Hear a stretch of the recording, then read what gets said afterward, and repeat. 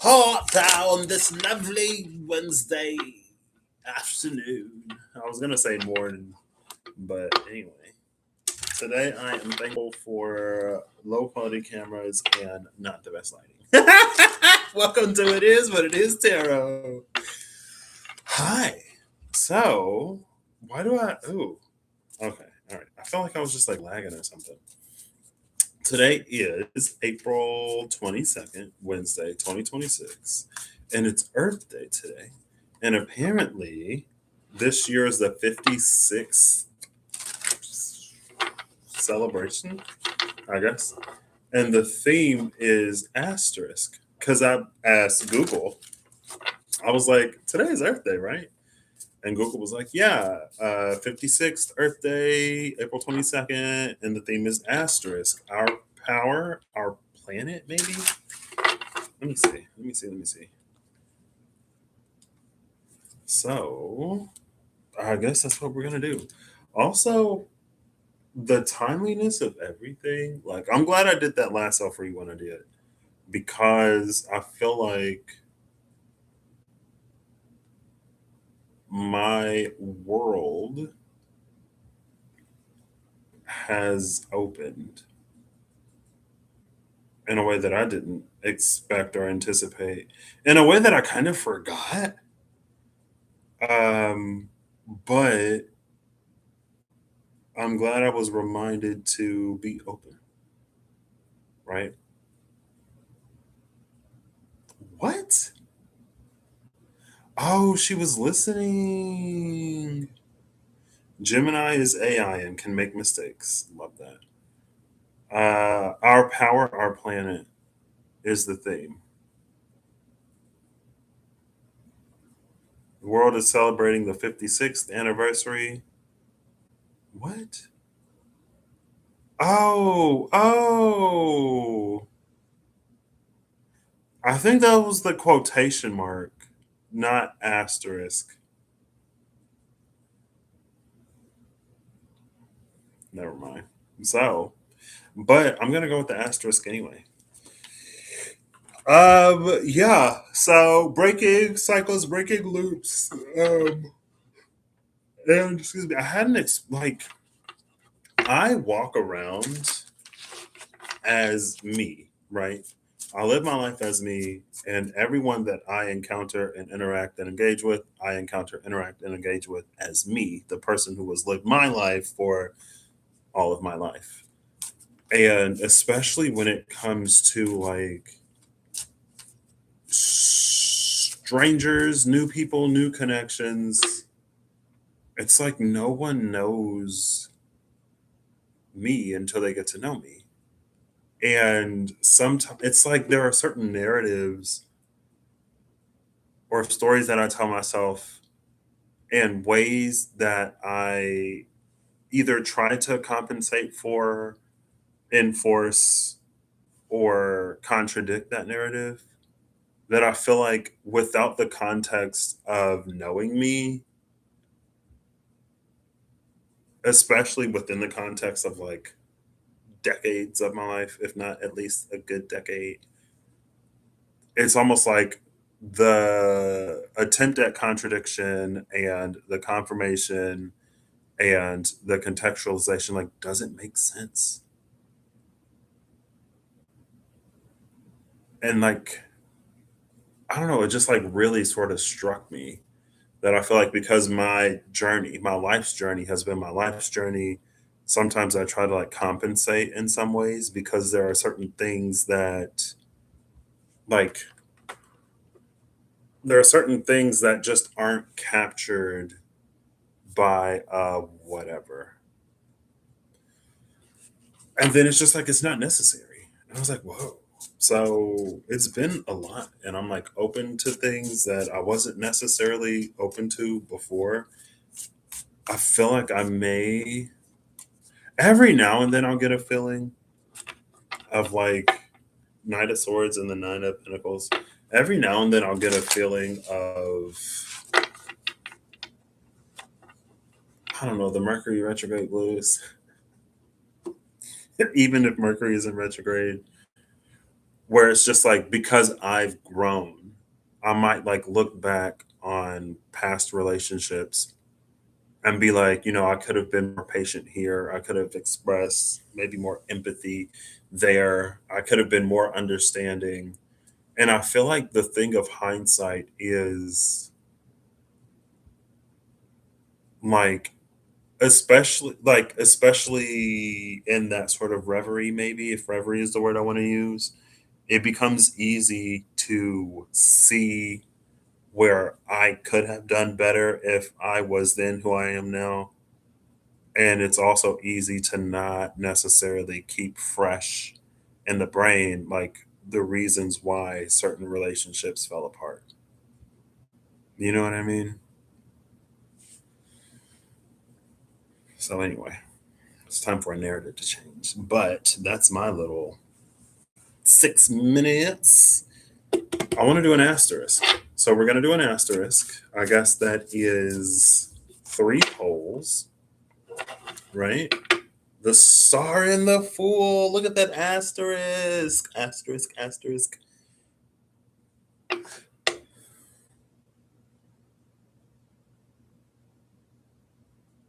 What interesting imagery between the sun and the stars, right?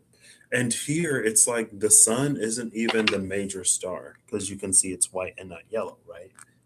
It's a peripheral star. And there's like the lady pouring the water, and then there's like the waves crashing around the fool, like that.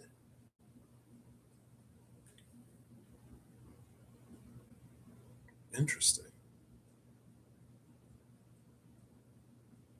She's given like Titaness, maybe Gaia, obviously the divine.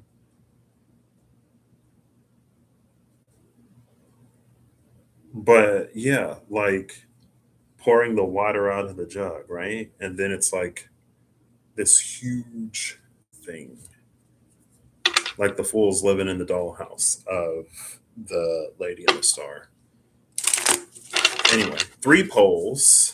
Obviously, we still have Pisces, Virgo going on with the nodes. Do we have Aries? Yes. Libra? I don't think so. Gemini, Sagittarius. No, because everything is like Uranus, Pisces, Aquarius, and then like Gemini, wherever Jupiter is, maybe Cancer. So is Pisces, Virgo the only pole?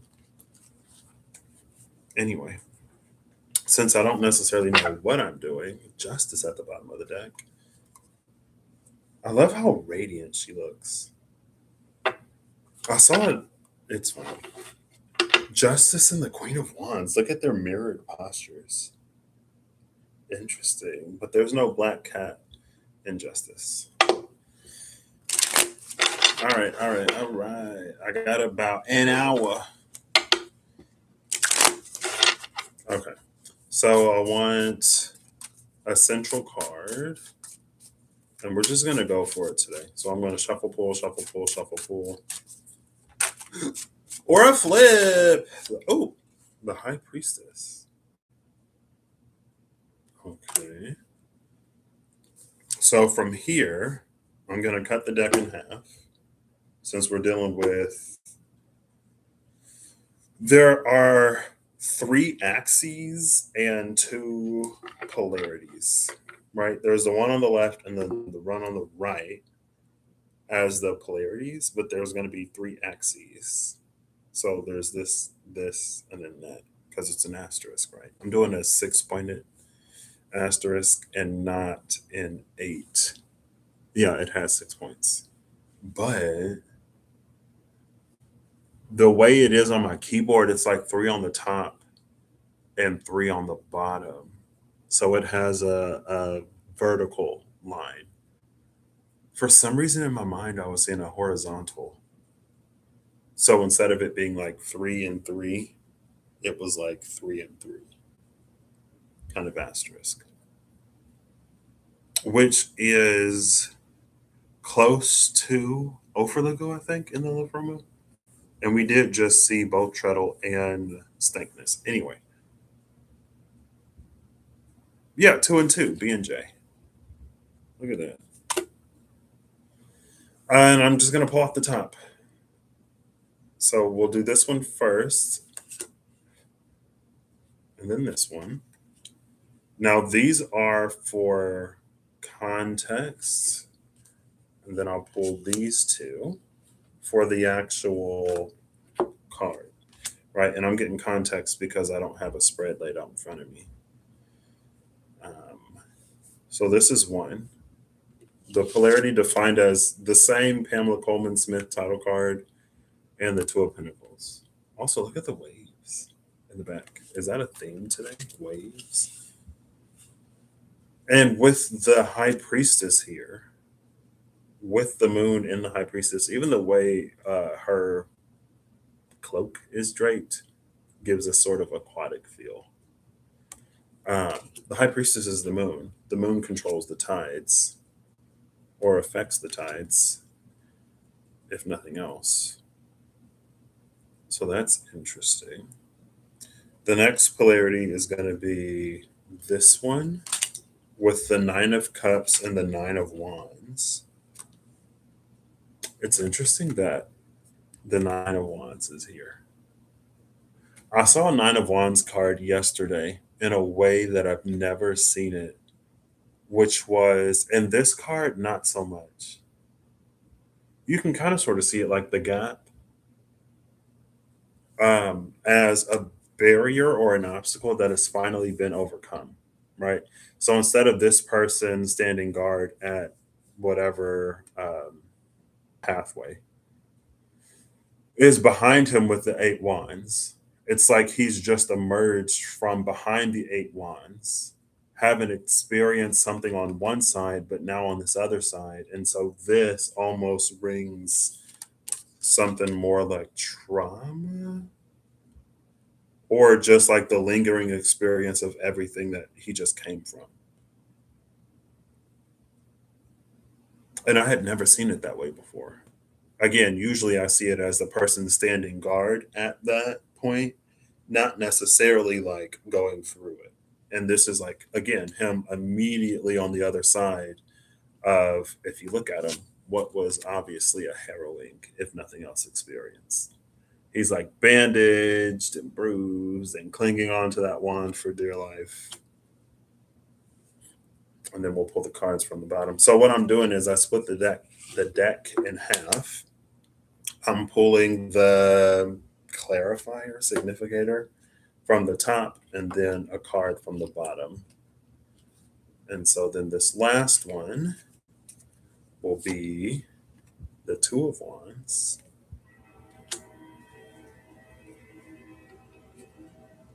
And the Two of Cups.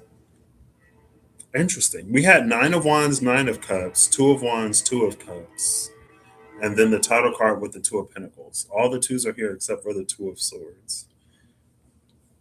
And recently, twos were the minor Wheel of Fortune, maybe? Right? Because it was like the Two of Swords is the initial idea and deliberation. The Two of Pentacles is like the feasibility analysis. The Two of Wands is the decision to go ahead. And then the Two of Cups is the outcome.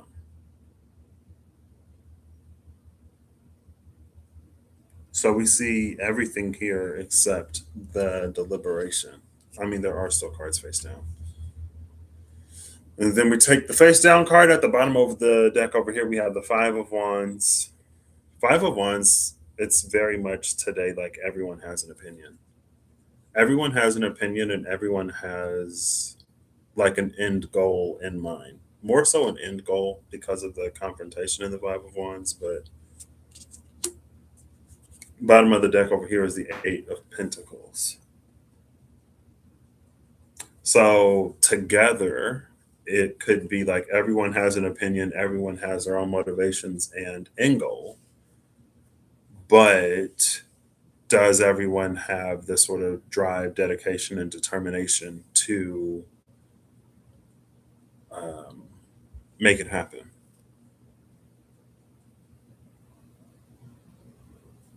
So we're going to go from the back to the front.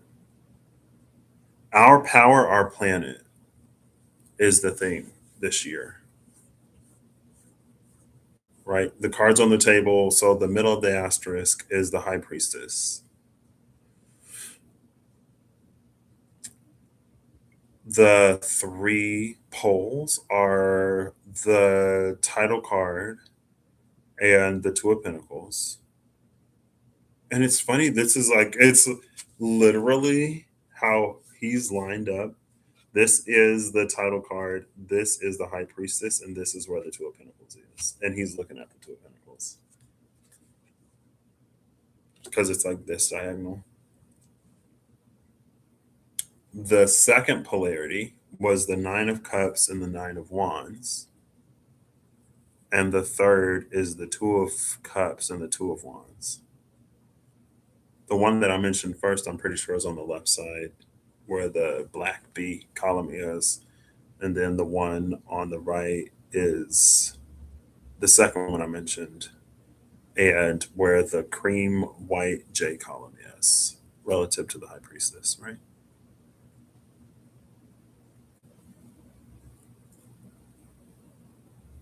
Now, there's a lot of balance here because, again, there's a balance of fire and water between the nine of cups, nine of wands, and the two of cups, two of wands, which is 11, 11 cups and 11 wands. The title card is balanced by the two of pentacles. And again, it's that sort of fact of the moon controlling the tides, and we have this two of pentacles counterbalanced by a title card. I almost want to start there. The two of pentacles and the title card feels like a polarity of what we believe to be possible, right? Because even in this card, again, with the way the cards are on the table, this diagonal, it's the title card with the high priestess at the center of the asterisk and the two of pentacles here at the bottom. He's focused on the two of pentacles. And again, because the high priestess is here in the middle with the title card, it makes so much sense. It's like all we know is what we know.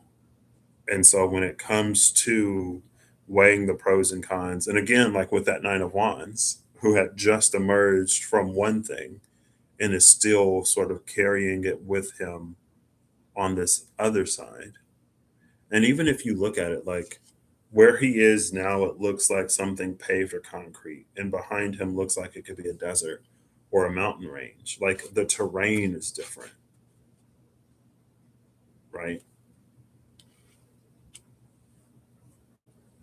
There's a not an emphasis, a tease of civilization, like leaving the wilderness and entering civilization. Again, from the mountains in the back to the what looks paved road beneath his feet.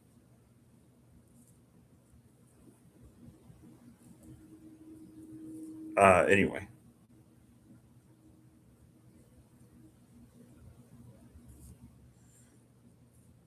let's go for the two of pentacles first. The two of pentacles is the four of wands.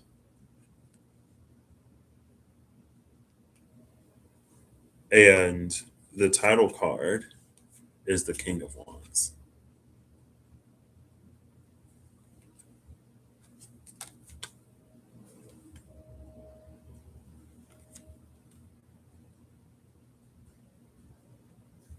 I want to say that not vision and comfort, kind of almost.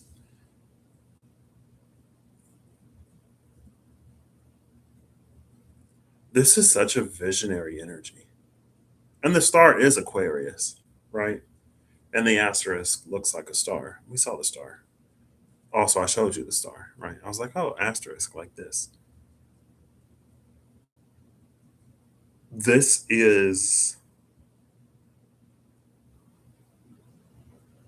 it's almost the energy of self fulfilling prophecies, but it's self fulfilling prophecies based off of limited knowledge of things, of ourselves, of each other, how the world works, what's possible. And that's why, like, this King of Wands is given such a visionary energy. And he actually mirrors in some way the Two of Wands, right? As they both sort of hold that Ace of Wands and look off. Now, it's interesting that they look to the past, or they look in generally the direction of the past. But here we have these two columns that I don't know. I don't know what they mean or symbolize. It could be the known and the unknown. Could I look it up real quick? Sure. Is it going to be accurate information? Well, it'll be what the internet tells me. So, hey. B and J columns. High Priestess.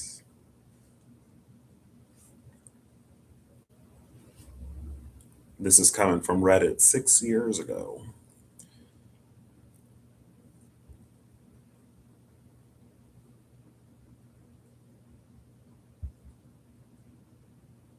What?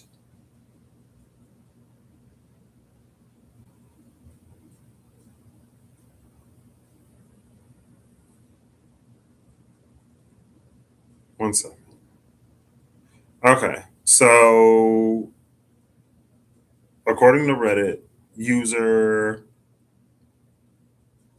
Ursa Minor underscore magic.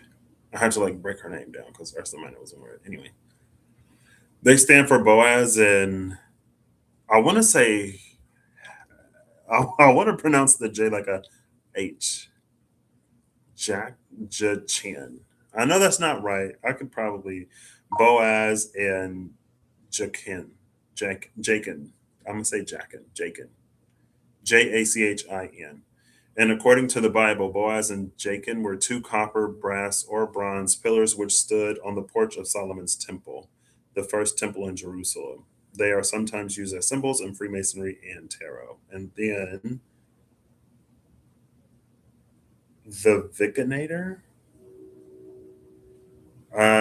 6 years ago, was studying the card today, and they discovered regarding the BNJ, they represent the pillars of the Temple of Solomon. So reference is to the wisdom of Solomon or just wisdom in general. The B, Boaz, pillar is black, representing no darkness, shadows, mystery, while the J, Joachim, now see, we got two different spellings. Pillar is white, representing yes, light, revelation. The high priestess sits between the two pillars, representing a sort of yin yang relationship between the dualities.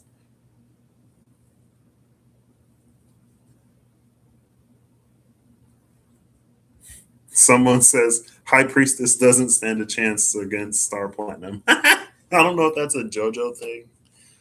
I've barely watched JoJo. It's a bizarre adventure. Anyway,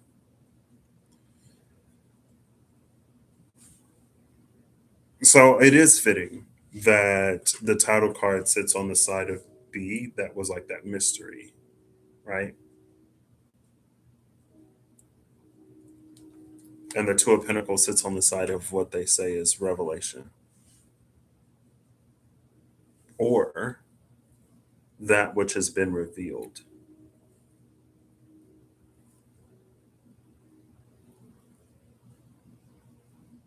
So I think another way to approach this. Whoa! I put these back wrong. I put the Two of Wands where the King of Wands was, and the King of Wands where the Two of Wands was. The thing about the Four of Wands is it's not, it's a card of like major milestones, but a major milestone, although it can be a point of like rest or something, or like an intermittent, I guess, destination, it's not an end goal.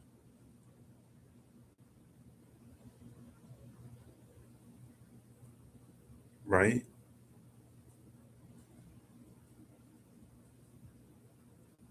And there's something about the visionary nature because again this direction is instead of the past or the future, this is the direction and the pillar of the mysterious. And in that sense, there is a certain level of accomplishment.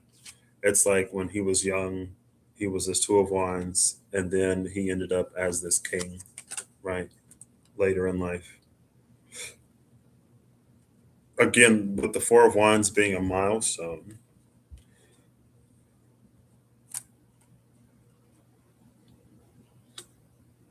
um, it feels like something calls the king of wands. Oh, it feels like the king of wands is like was sitting comfortably, but something has caught his attention, right? And so he's like grabbing his wand, sort of bracing himself as he gets up.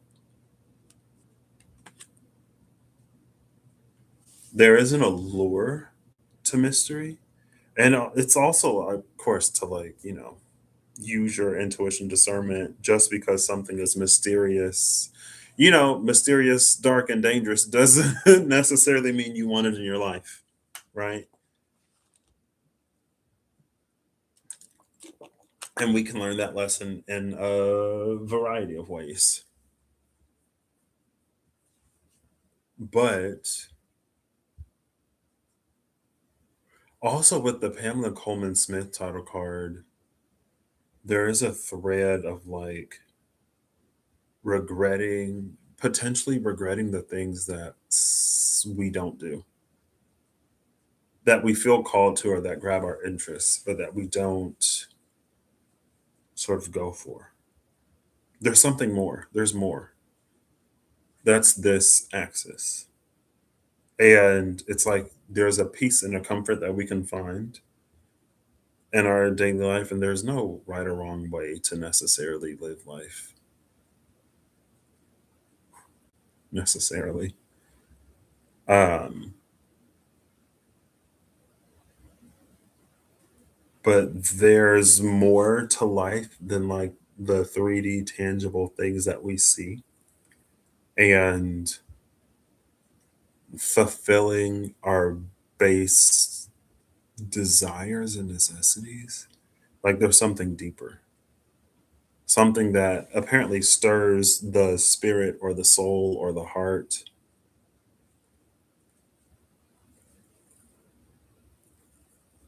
And because this is after, and again, the title card sort of details her whole life, right? And so it's like, again, with the milestone thing, there are milestones to reach, there are pit stops along the way that we stop at for however long, for whatever reason.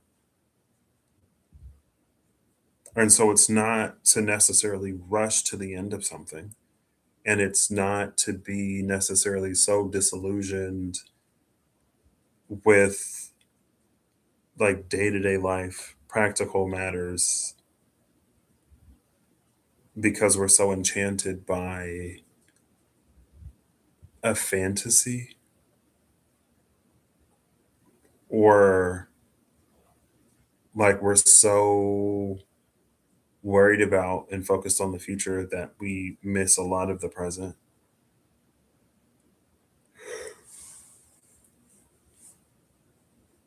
But it is almost a like, eat your veggies first and then you can have dessert type of energy. So the next polarity was between the 9 of cups and the 9 of wands. The 9 of cups is the 4 of swords. The 9 of wands is the Knight of wands.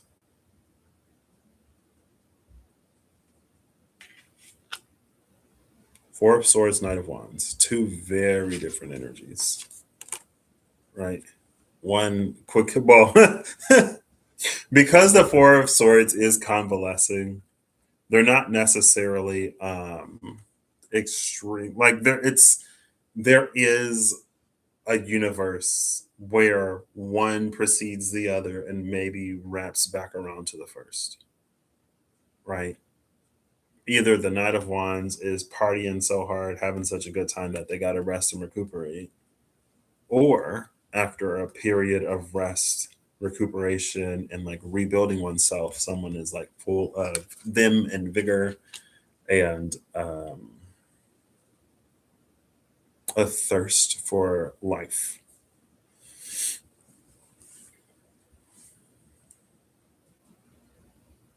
Now, what I like about the Knight of Wands with this Nine of Wands is again, a lot of the Nine of Wands was almost like hesitation at things that existed or at things experienced before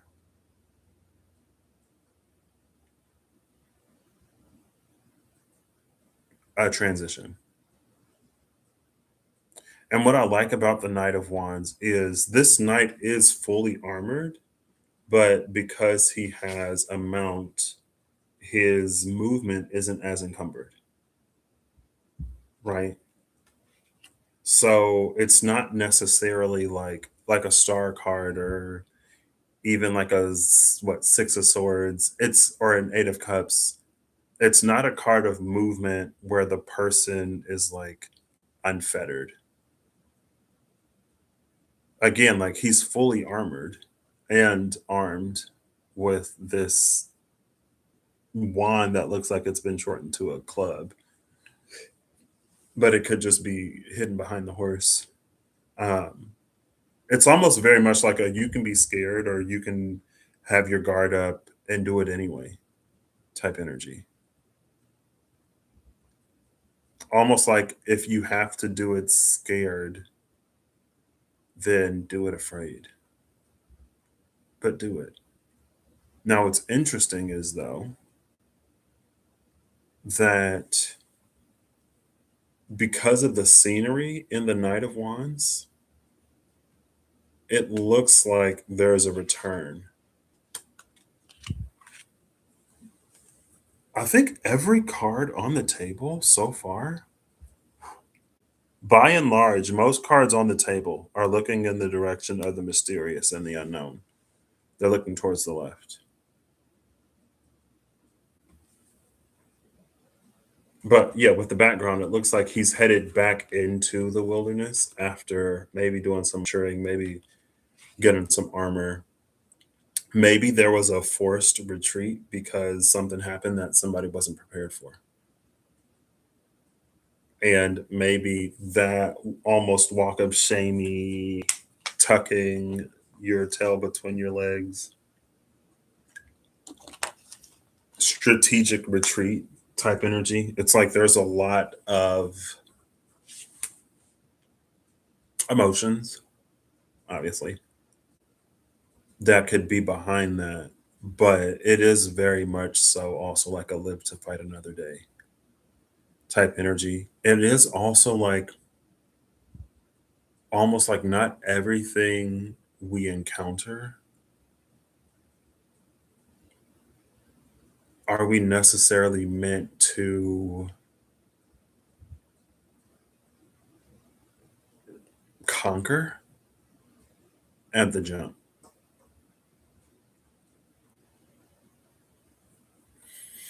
Whereas on the other hand,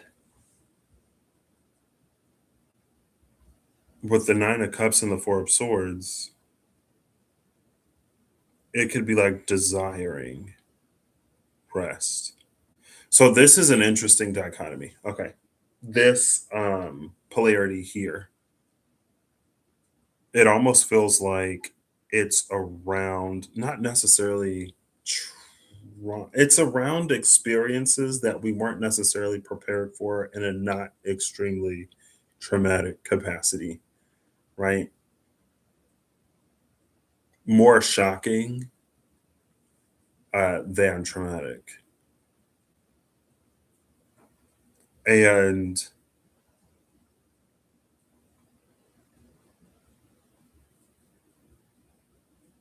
because it's like, again, with the Nine of Cups can be something that we desire, right? So in the area of desire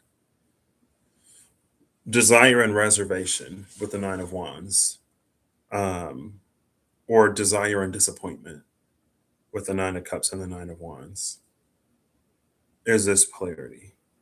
On the side of desire is rest. On the side of disappointment is this Knight of Wands, this fully armored on the fastest horse. And maybe that too is a sort of energy of um, not comparison, not compensation. Yeah, compensation. It's an energy of compensation. It's like the weight of the armor and the speed. It's like the weight of the armor offsets the speed of the horse. So if the horse were left to roam free, or if the knight were any less armored, it's almost like it would be too fast to handle, right? Or it's just like with all this armor, you need a horse of this sort of power and speed to move at a comparable rate to anything else, right? If you put this on a pony, not only does that very much so sit in the territory of animal cruelty, which is not funny, um, because it's like it would be too heavy for a pony. And even if the pony could move, it would be too slow.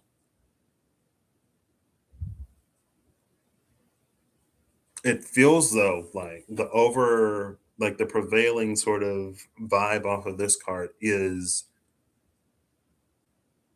like all the knight has to do is not fall off of the horse. So it's like staying present. Again, it's moving. The knight is moving. So it's moving from the known and what has been sort of revealed into the mysterious and into the shadow. The mysterious could be something that we don't know, the shadow could be something that we don't want to know for whatever reason. And again, on the other side of this, with like desiring peace or rest, it feels like, I don't know if this is around the class of things that it's like it would be difficult to really know peace, and it would be difficult to really get a good night's sleep with something being unaddressed. It's like the nerves wouldn't be able to sort of relax. Anxiety would always be high to the point where paranoia might start to set in. And so someone could never sleep or know that peace. And again, it's to the point where it's like it's the Nine of Cups. All they want to do is sleep and rest and recuperate. And because symbolically, the Knight of Wands is heading back in the direction of back into the wilderness, it's something that has to be faced or addressed or seen when we're ready, right? The knight had to go and put on all of his sort of armor.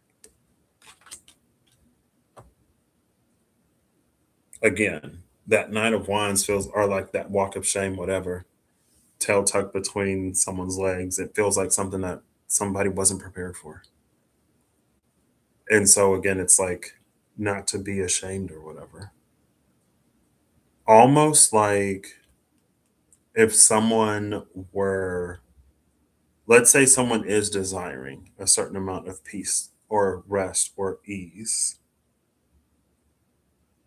it's almost like there are things that they would have to do in order to get there, right? So if peace, or if a part of peace looks like financial stability, then something has to be done to sort of get that financial stability. So if that looks like getting a job and working, even if someone may have anxiety around like being around people, right? And so they don't think that there's a job that they can do, or they build up a lot of anxiety around sort of working to get the financial stability, but maybe not necessarily knowing that there are things that they can do, right? Like, I don't know, door dashing question mark. Where all you gotta do is like pick up the food and then maybe drop it at someone's door step. I mean, I guess there is a certain amount of interaction. You could work like remotely online doing something. I don't know. There are things that people can do that aren't necessarily facing a whole bunch of people. You know what I mean?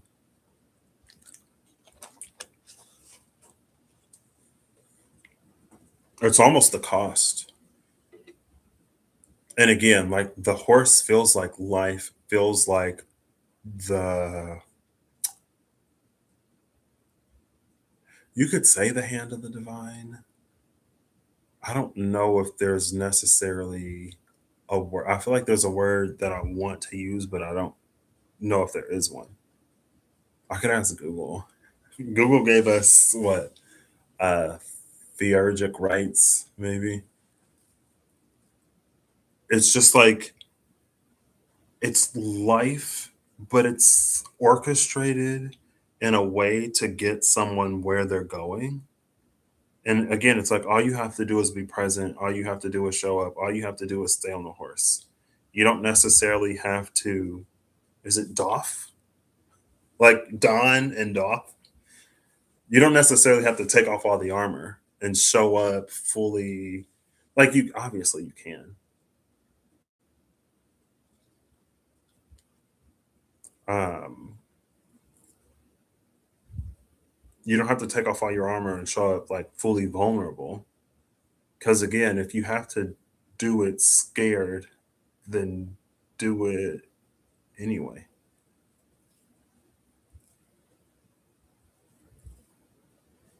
And also with the Four of Swords in the meantime, just like with the milestone energy of the Four of Wands, there will be places to sort of like rest and breathe and relax and decamp, I guess, along the way.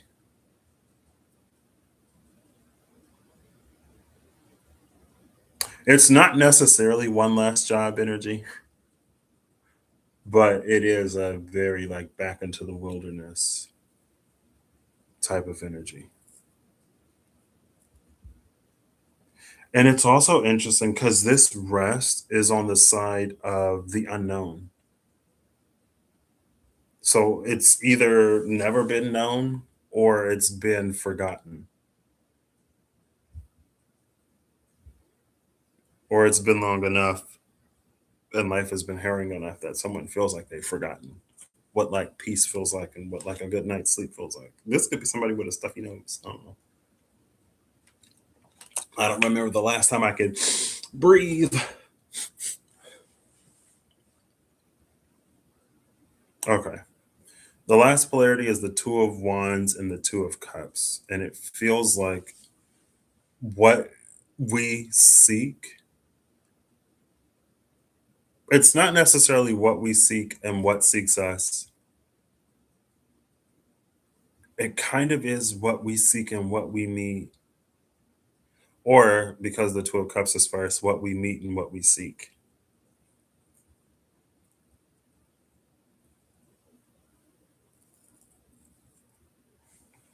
On the side of the Two of Wands is the Fool. On the side of the Two of Cups is the Knight of Cups. Here's our first card. The Two of Pentacles looks in the direction of the known, but it's balancing. Like this isn't moving. I mean, he could be doing like a funny walk, I guess. The Knight of Cups is actually moving in that direction, and the Fool is about to leap in the other. I love that the Knight of Cups has wings on its helmet because, it gives you wings. He can fly like a Red Bull commercial. This video is not sponsored by anything. Um, this is interesting. Oh wait, no, never mind.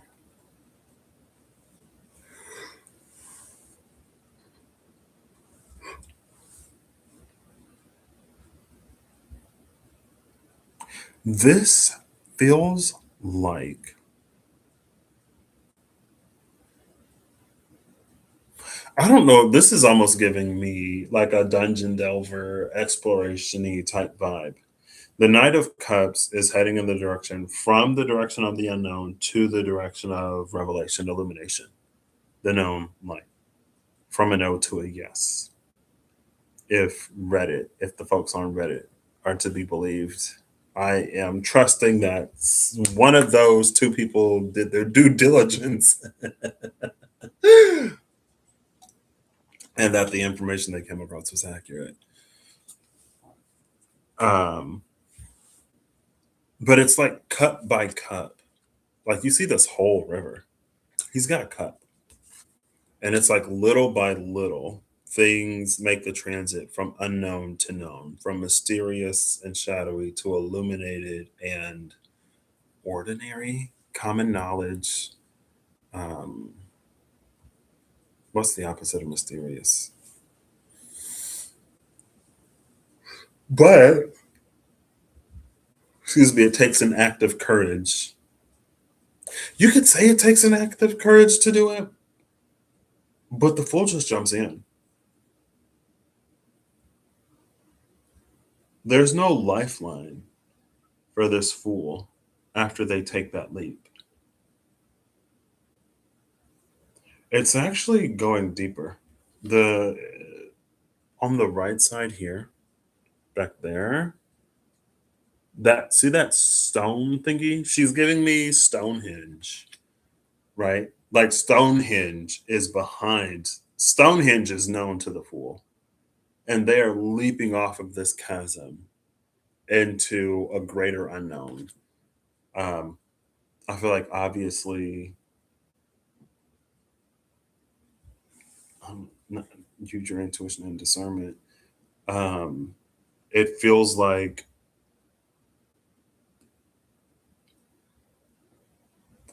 potential, high potential to quote unquote go off of the deep end. And so it's like pack wisely. It's almost very like if you were stuck on a deserted island with 3 to 5 items, what would they be? Because the fool does have every tool that he needs in his little knapsack, right? So the cup, the pentacle, maybe the thing is the wand. I don't know if there's another wand inside the knapsack. The cup, the pentacle, the sword, and the wand. I mean, it looks like a fairly small bag, so either the blade is retractable or the it's like a razor or a dagger. Um, all of the tools that he will need, he has in the bag. But does he have the proficiency to? And it's not even a because it feels like because it is the fool, it's implied that he doesn't have the proficiency to use them, but he has the capability to learn. And so maybe, and it's almost like I'm trying to like read these as clarifiers, but obviously their energy still plays into the card. Because in this exchange here, it's almost like exchange has been happening. Someone goes out into the unknown, excuse me, they go out and they do miraculous, mysterious, wondrous things. They come back to the village and they share their stories, right? And maybe like cautiously and hesitantly, this other one like slowly reaches out to like take the cup, right? And it's almost like after so long or after so many stories, then someone sort of like wants to go have their own adventure. Maybe when they come of age, maybe they were a child growing up hearing the stories of whoever this Knight of Cups is. They come of age, they want to have their own adventures. And so they just like pack what at this point they're older. So this isn't like a child that's running away from home to go on some mysterious adventure because somebody told a really cool story. Um, and I don't know if this is like a 18 coming of age, if this is like a 12, 13, 14, 15 coming of age, like, you know, or if this is like a 30, 40, 50, 60 coming of age. The belief would be that the older someone is when they make that journey, the better prepared they'll be. But there are some journeys that, although they may be physically more demanding, the younger someone is, they would be a lot easier besides because they're not as set in their ways. Again, like this is on the side of the Two of Pentacles,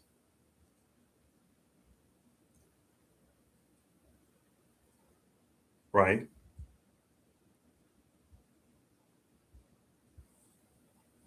And so because they're not as set in their ways, they'll be able to develop the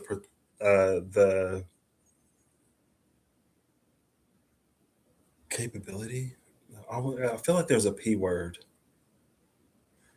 proficiency. It's like the younger someone is, the easier they would be able to turn potential into proficiency because they're not so set in what everything means and how everything sort of like has to go. Right.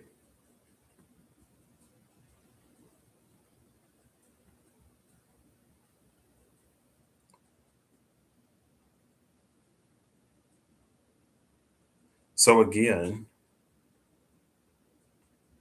it almost plays into the first one, especially. It feels like if I had to give an order to these, there's like the first slash the third, and then the second. I could see it being like the third one, and then the second one, and then the first one. Basically, because there's on the first one was sort of again in the battle of what is logical and realistic versus what is discerned and that pushes the boundaries, creative, ingenious, maybe. It can be easier sometimes to pick what is reliable, dependable, and realistic. At the very least, to give someone a good foundation before they go off and do whatever. On the third one, again, it's almost the wanderlust that is cultivated over the course of someone's lifetime as they hear stories about things that they can't even imagine or never seen or whatever. Then they get to the point where they want to have their own adventure. On the second one, again, it was that thing of like encountering something that someone wasn't necessarily prepared for and wanting a retreat. So, in the third, the second, and then the first, it's like someone was real green. They went out into the world. They found out it was a lot harder than they thought, or they only sort of tuned into or really paid attention to certain parts of the stories, or either this in the telling of the story, certain parts were emphasized, other parts were maybe downplayed or sort of glossed over. They have an experience that they weren't prepared for. They go back to the village and they live out their days in relative peace. Well, they live out their days in relative comfort, but maybe with a little nagging feeling of like, what could have been, or I wish I would have like gone back out, gave it another try type energy, right? Or we have, I don't know, I feel like the first into the third, where someone does the, again, they build up a good foundation, they get everything right so that when they venture out into the world, they can't, like, they don't have to worry about certain things. They got a more of a safety net, right?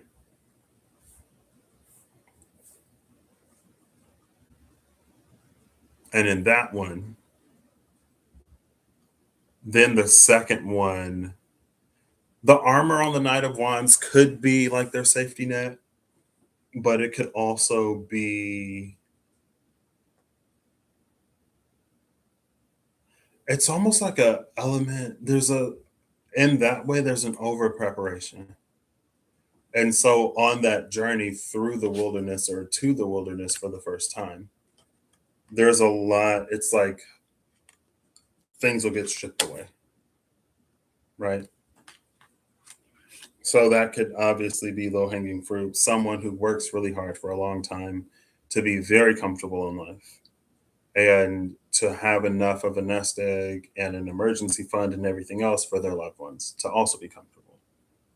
Then they go out, then they travel the world and they have all these experiences that they've put off or that they've waited until they were in a better spot to have. And then they have like a series of realizations of like what's really important in life, right? They have an epiphany. And I'm not saying they go back to their lives and they donate their entire fortune to a good cause and then they go move into a monastery.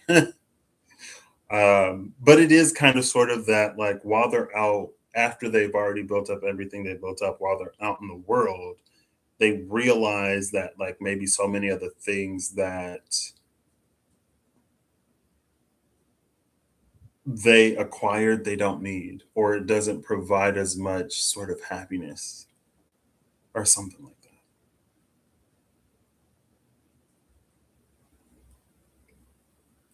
But in that one, two, three, because the fool is here, they do kind of sort of give up everything and then they go and be like a hermit or something and then eventually every now and then they'll like come back with stories. So maybe instead of like giving away everything they just pass it on to someone else, and when they come back they tell them stories of like what they're doing, right? But in the general overall theme of our power our planet, or our power our lives, it's like the Five of Wands being this almost battle. It could be like a battle between surviving and thriving, a battle between what is safe, what is known, what we need to be comfortable and happy, and also between like being creative and the things that fuel our hearts and our spirits and expand our minds just as much as our like bellies and our toes while we're like lying somewhere, right? Sorry.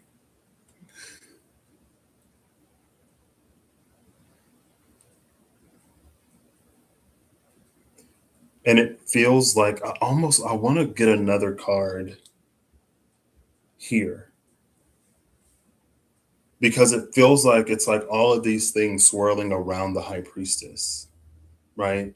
On one hand, you have the allure of the unknown, the price of being a visionary, where things may not necessarily work out. You have the allure of the unknown being that Knight of Cups, Two of Cups, hearing about different things. We also have like desiring a place where we can sort of relax and unwind and be safe. Then you also have encountering the unknown and how we sort of um, reaffirm or like reassure ourselves. There is the pioneering spirit within us that may want to just sort of like leap into something. And then there's also sort of on the same hand as like desiring like a safe place to sort of relax and unwind. There's like creature comforts. And you could say luxury. It doesn't have to be luxurious, but it's like luxuriating, right? There's the one part of comfort that is a place where we can mentally, emotionally, and physically like decompress. But there's also the part of comfort that's like being well fed and like a plush couch or bed or a firm one if you like a firm bed. It's like in the body, really. Like not the tension that we hold, but like the way that we satiate the flesh, right? You got to eat, you got to be hydrated, you got to sleep, like good health and better spirits. And it's like all of these things are sort of floating around the high priestess. There are the things that we know and the things that we don't know, both in terms of like the things that we know we desire in each of these areas and the things that we don't know in each of these areas. There are things that we love that we haven't discovered or met yet, as there are experiences that will challenge us that we haven't had yet. There are experiences and people that we love that we've already met that we've grown to know, just like there are challenges that we faced and overcome, or challenges that we faced and been affected by in whatever way. Right? There was the wide openness of the future when we were young and maybe the things we dreamt of doing and thought we'd do. And then there's the things that we went for, the chances that we took, and maybe the ones that we didn't take. It feels, though, like all of these things collapse on a single point. And if these are like different humors, obviously they're going to be in a different balance for everyone, right?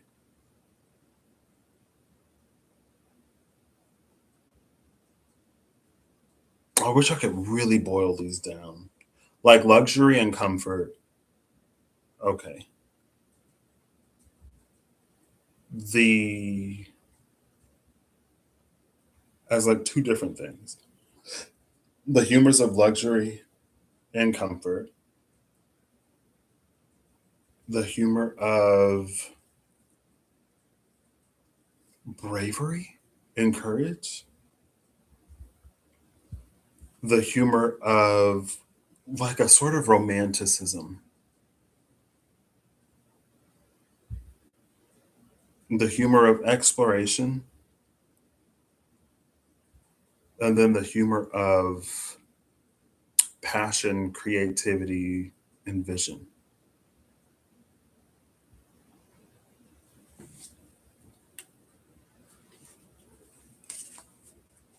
And it's like all of these things together are our power, right? Maybe I feel like the narrative has changed a lot recently to be more inclusive of the human experience rather than so dreamy eyed focus on like the highlights or the good stuff, to the point where it's like all of these things are our power. It's not just the visionary and it's not just the abundant.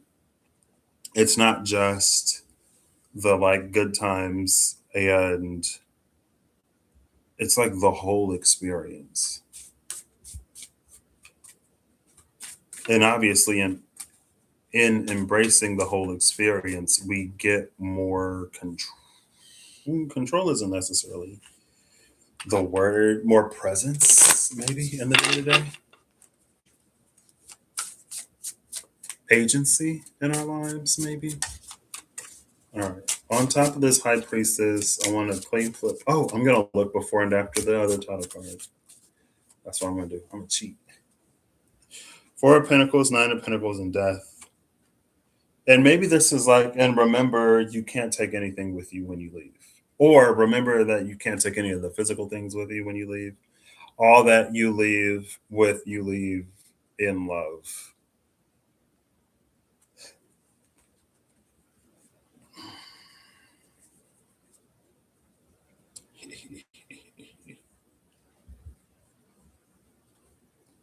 I think a title card for the High Priestess is a pretty good. Oof, girl. Well, hey. The title card is in between 4 and 16. Is that what? St. John? No, that's 316. I don't even know if that's St. John. Maybe. The Emperor and the Tower. This is Aries. This is Mars. Makes sense. And it makes sense because, again, like all of these things combined are our power and how we wield. I guess you could yield your power, meaning like you could either surrender it to someone or you can just like back down. How you yield your power, how you wield your power, like Mars being the planet of ambition and drive and doing stuff, which can express through war, obviously, but is so much more than just that. I guess that's an interesting. I mean, maybe that's just the play between Venus and Mars. I don't know. I don't know. Like, I don't know. There's a place where they meet when it comes to creation, inspired creation, especially. Because you could say that creation is like a Venusian type energy, but it feels like putting it out into the world or actually building it, actually making it, feels kind of Martian. I wouldn't put it all on Mars because it feels like it would lack in vision in some way. But hey, we're not, what's that word? I forget the word. We're not a self propagating species. So it takes both to make life. Anyway,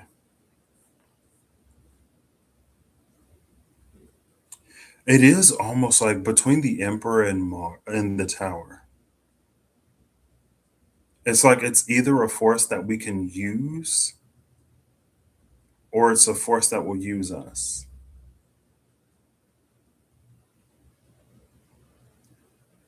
It's almost like either it can be exercised or it would just sort of wreak havoc in someone's body and start to tear at the container. That's the Tower. It's like put it to good use, or outside of that, again with Martian energy, if you give it a healthy framework, it can express in healthy, creative, very progressive ways. And if not, it'll be like the problem child that acts out to get attention. Because the only time that we pay attention to it is when it's acting up. And that's an us thing, not necessarily a Mars thing, right? I mean, I guess in reality, it can be a bit of both, but the onus is on the parents because a child is a child. Not saying that Mars is a child, but Aries is the baby of the zodiac. So, also, it's like Taurus season now. Yay. I'm excited. I feel like almost every season, I'm like, I'm excited to see what this season is going to be. Remember when I was excited for Pisces season? I mean, Pisces season wasn't bad. Pisces season was actually it was pretty good, um, especially the top part of it.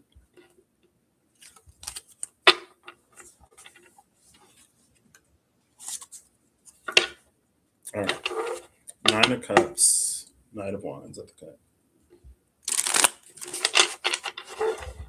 I feel like there was a sort of maybe almost all work and no play.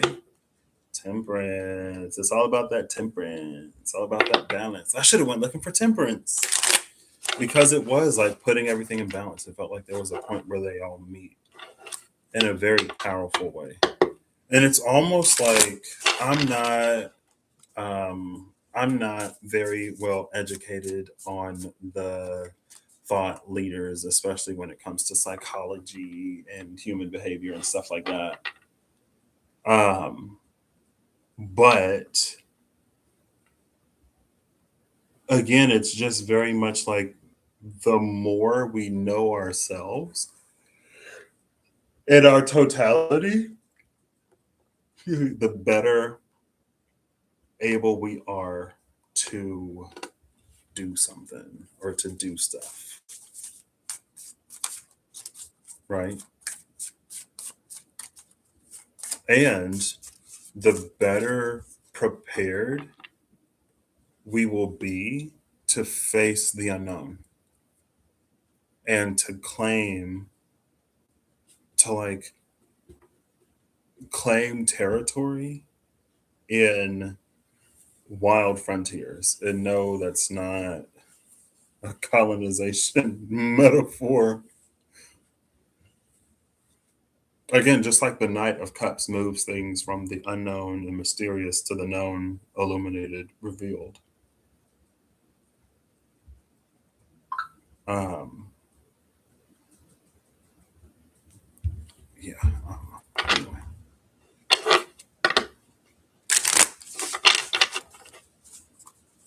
Final card, please.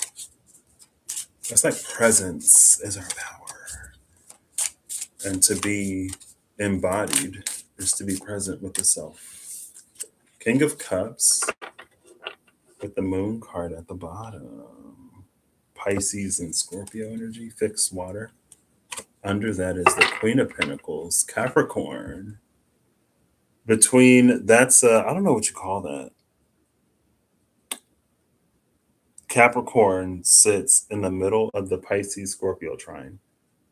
So Capricorn sextile Scorpio, Capricorn sextile Pisces, Pisces trine Scorpio.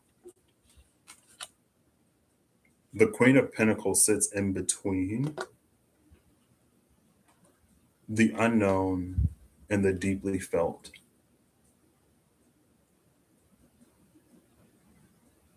Right? If the moon is the unknown and the King of Cups is the deeply felt,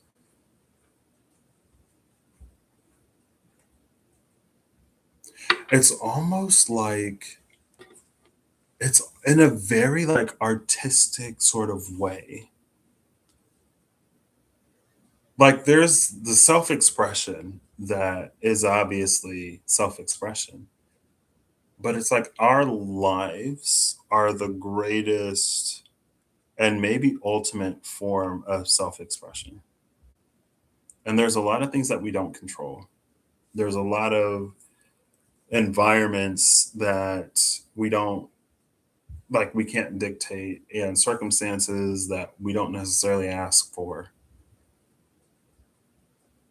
But even in all of that, like how we show up is our response, right? So it's like if you're an improv person, or if you take a character from a movie or a video game or anything, or a person, and you're like, what would this person be like if like they were in this setting?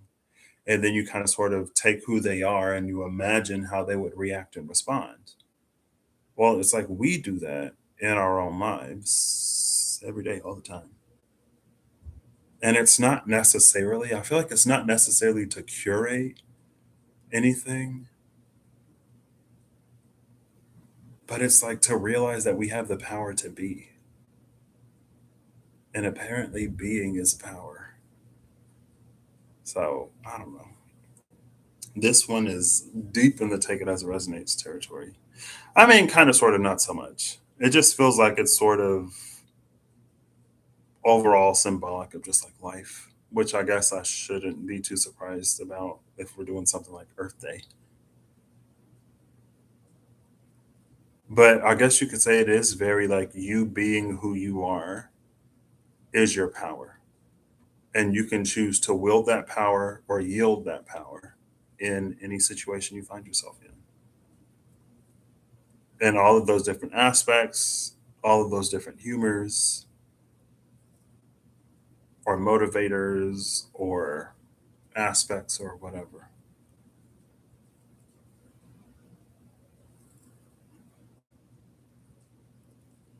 And the two pillars in the moon card, that which is hidden and that which is revealed.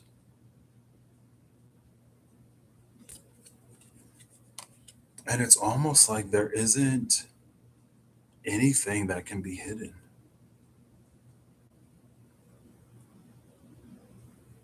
not truly. But then you also have the deeply sensitive King of Cups.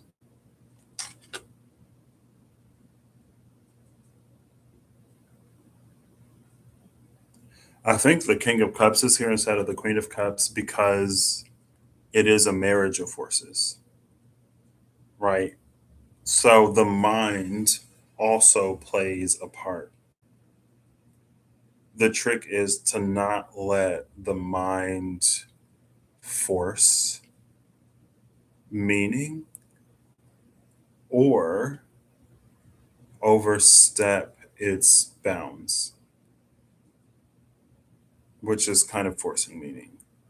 Um, right. Like a healthy mind, especially in an emotional or spiritual or energetic, like vibe context, a healthy mind can make room for things that are perceived according to different senses. And I mean, that's what the brain does. It takes information from different sensory organs and it processes that information. It doesn't process sound as taste.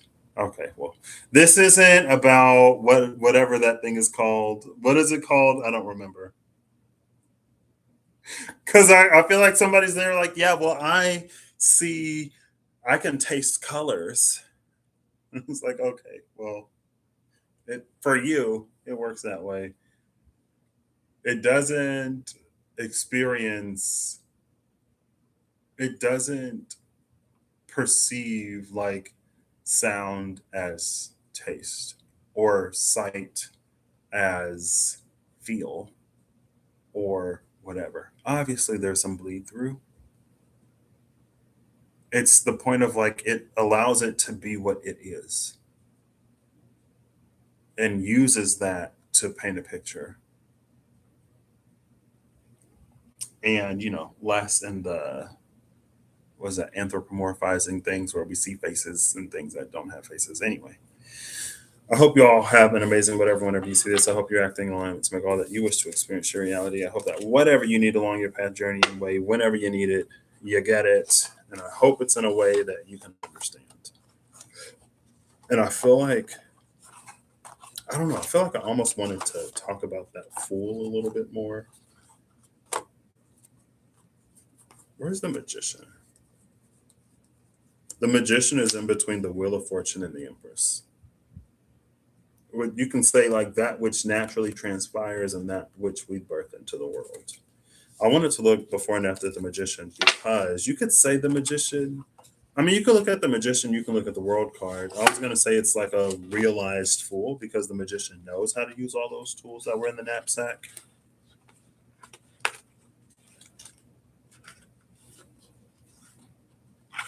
Maybe it's like all we need is what we're born with, and the rest is a bonus.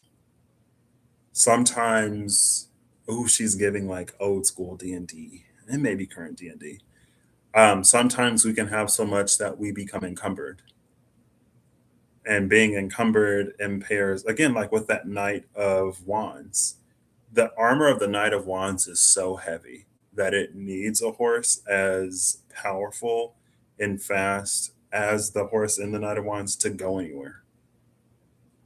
If the Knight of okay, don't use another knight because all of the horses are, they're paired with their respective knight for whatever reason.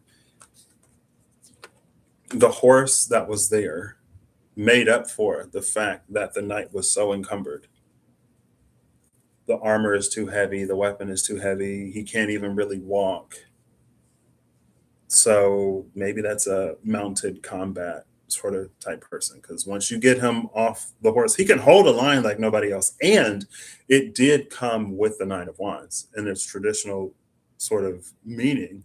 It is about holding the line. So technically, if the Knight of Wands, the knight in the Knight of Wands is that impenetrable fortress, all you have to do is get him to where he needs to be. And then from there, he becomes an immovable wall.